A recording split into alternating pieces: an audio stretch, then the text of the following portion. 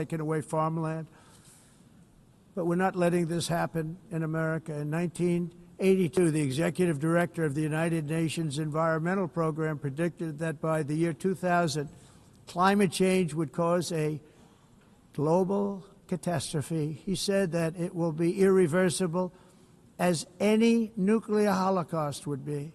This is what they said at the United Nations. What happened? Here we are. Another UN official stated in 1989 that within a decade, entire nations could be wiped off the map by global warming. Not happening. You know, it used to be global cooling. If you look back years ago in the 1920s and the 1930s, they said, global cooling will kill the world. We have to do something. Then they said global warming will kill the world. But then it started getting cooler. So now they could just call it climate change, because that way they can't miss. It's climate change. Because if it goes higher or lower, whatever the hell happens, there's climate change. It's the greatest con job ever perpetrated on the world, in my opinion.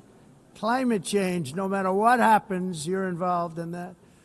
No more global warming, no more global cooling. All of these predictions made by the United Nations and many others, often for bad reasons, were wrong. They were made by stupid people that have cost their countries fortunes and given those same countries no chance for success. If you don't get away from this green scam, your country is going to fail. And I'm really good at predicting things, you know. They actually said during the campaign they had a hat, the best-selling hat. Trump was right about everything. And I don't say that in a braggadocious way, but it's true. I've been right about everything. And I'm telling you that if you don't get away from the green energy scam, your country is going to fail.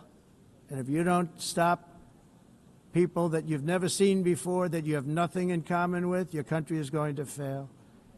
I'm the President of the United States, but I worry about Europe. I love Europe. I love the people of Europe. And I hate to see it being devastated by energy and immigration.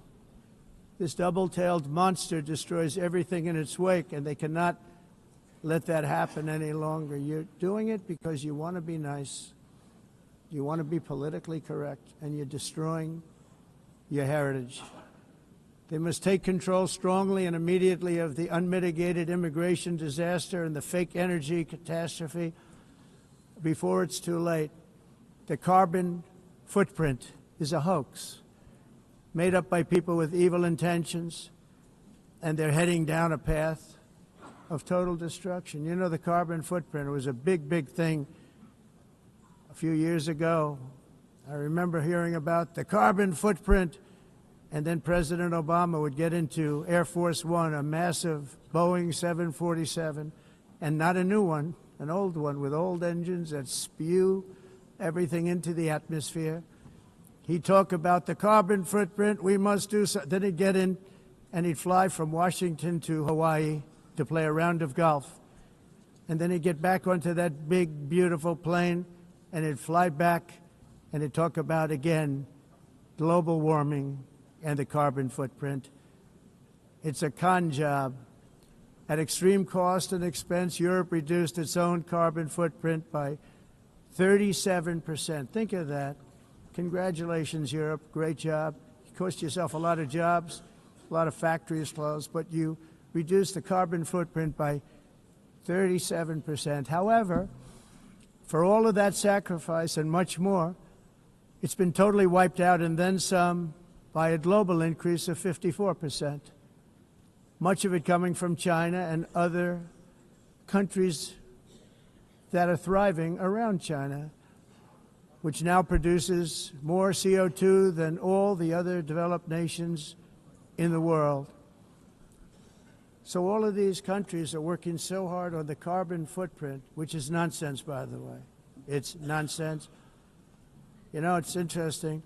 In the United States, we have still radicalized environmentalists, and they want the factories to stop. Everything should stop. No more cows. We don't want cows anymore. I guess they want to kill all the cows. They want to do things that are just unbelievable, and you have it too.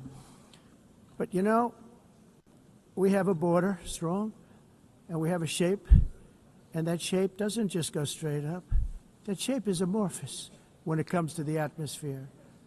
And if we had the most clean air, and I think we do, we have very clean air. We have the cleanest air we've had in many, many years. But the problem is that other countries, like China, which has air that's a little bit rough, it blows. And no matter what you're doing down here, the air up here tends to get very dirty because it comes in from other countries where their air isn't so clean. And the environmentalists refuse to acknowledge that. Same thing with garbage. In Asia, they dump much of their garbage right into the ocean. And over about a 1 week and 2 week journey, it flows right past Los Angeles. You've seen it. Massive amounts of garbage, almost too much to do anything about, flowing past Los Angeles, past San Francisco, and then somebody will get in trouble because he dropped a cigarette on the beach. The whole thing is crazy.